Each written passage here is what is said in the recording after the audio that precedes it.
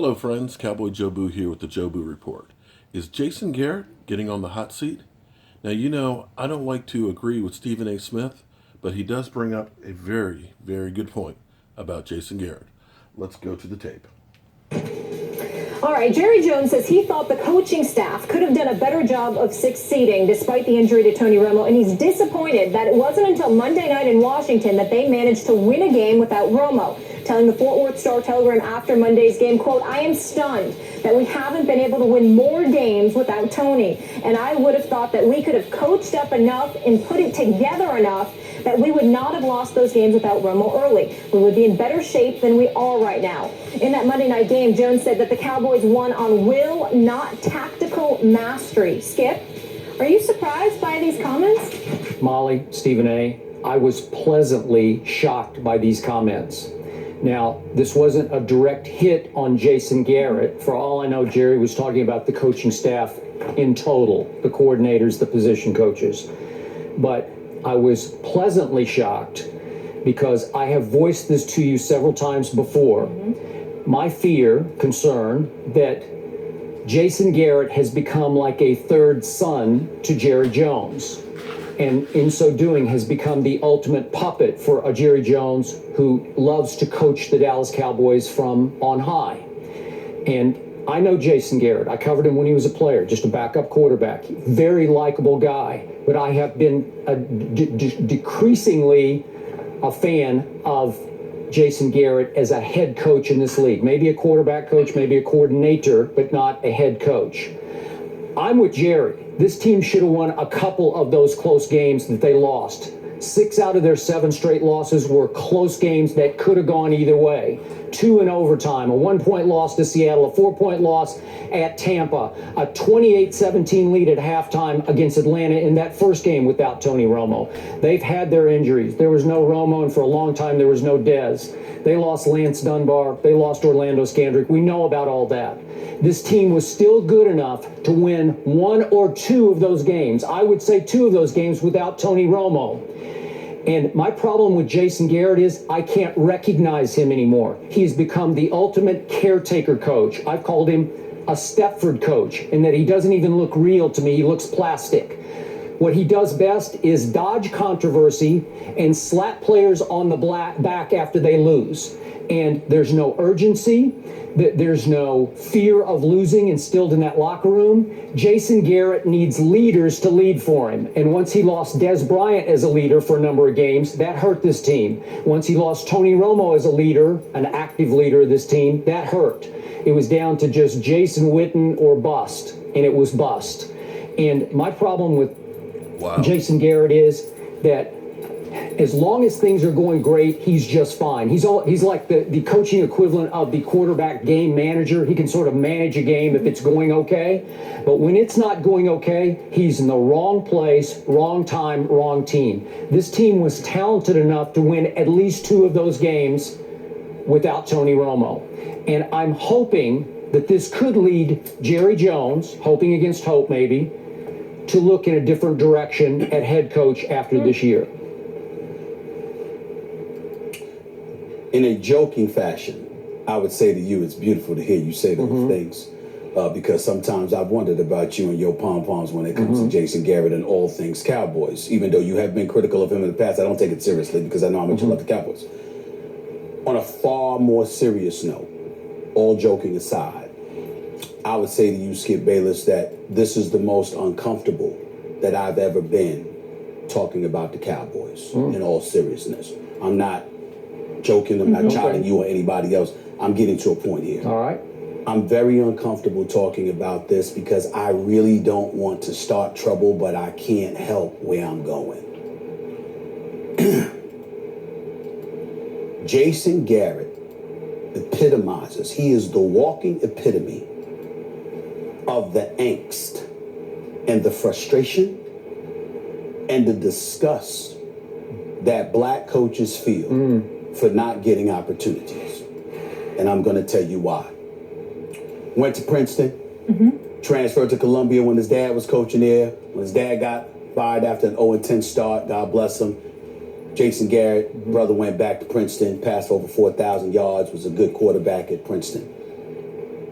This dude played the vast majority of his career, all but 1 year. His last year was with the New York Giants. Before that, his entire career was with the Dallas Cowboys.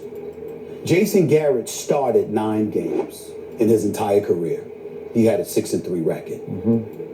But evidently during that time, backing up Troy Aikman, he ingratiated himself with the owner. You know, he did. Remember that friendship. Remember Bill Walsh talking about, well, we don't know certain guys and they need to ingratiate themselves. And by the way, Jimmy Johnson's a big fan of Jason Garrett and was a big advocate of Jason. That's not a problem. Just for the not a problem. Okay. Because you can look at him and listen to him talk and find that Jason Garrett is an incredibly nice guy. Yeah. And it's almost about me. If he wasn't a member of the Cowboys, I wouldn't root against him. He's a nice guy. Seriously. He is genuinely a nice guy. He's a genuinely nice man. Yeah. But I'm talking fact. I'm not talking emotion. He's 6-3 as a starting quarterback. He gets the offensive coordinator job with Dallas eventually after being in the league, Tampa, Miami, and other places as an assistant coach or whatever. This man was getting paid just as much as the head coach, Wade Phillips. A coordinator get paid $3 million a year. All right?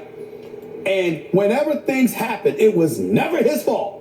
Jerry Jones pointed, Wade Phillips pointed, everybody. Everybody had a problem. But Jason Garrett can't touch Mr. Teflon himself. I'm still trying to figure out how he's Teflon. But you can't touch him. Am I lying? I mean, you can't touch Jason Garrett.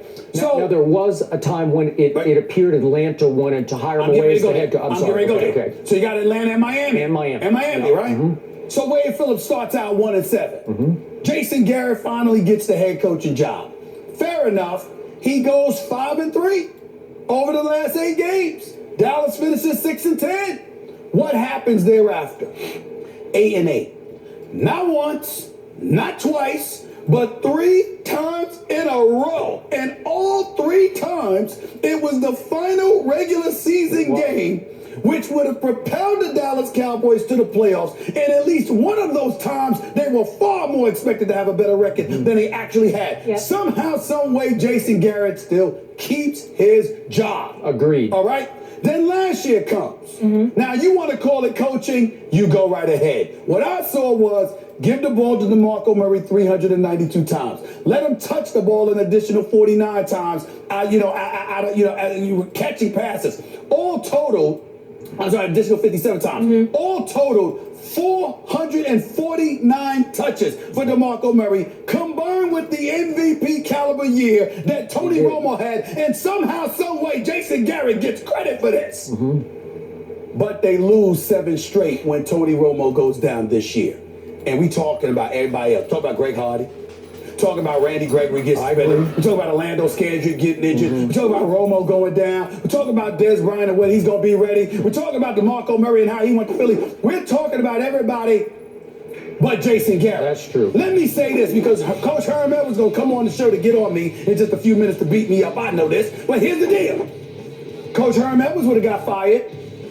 I can name you, I'm not talking about just Herm Edwards, and I'm not talking about just black coaches. I can name you at least 20 coaches, regardless of ethnicity, that would have lost their job had they done the job that Jason Garrett has done. Marvin Lewis. Marvin Lewis. That's what I'm saying. I don't know. Cincinnati. That's like a whole other... Anywhere else, he would have lost his job. 12 years, not even a playoff victory. Anywhere else. Excuse me. Marvin Lewis would have lost his job. And you know I've always been saying that. But here's the flip side. All I'm saying to you is this. When you look at Jason Garrett, you see, when you sit up here as an African American in this nation, what you're after is fairness.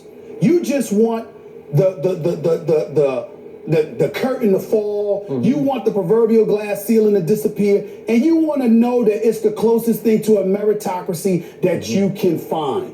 When you look at Jason Garrett, back-to-back 8-8 seasons. Come on now. I mean, and then you have this season.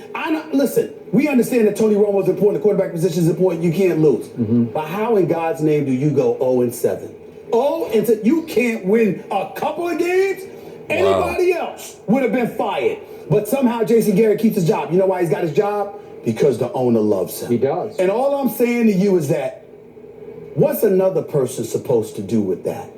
It's not about my credentials. It's not about my education. It's not about what I've accomplished. It's not about what I know. Oh, I'm friends with the owner who's like a father to me, so I get to keep my job.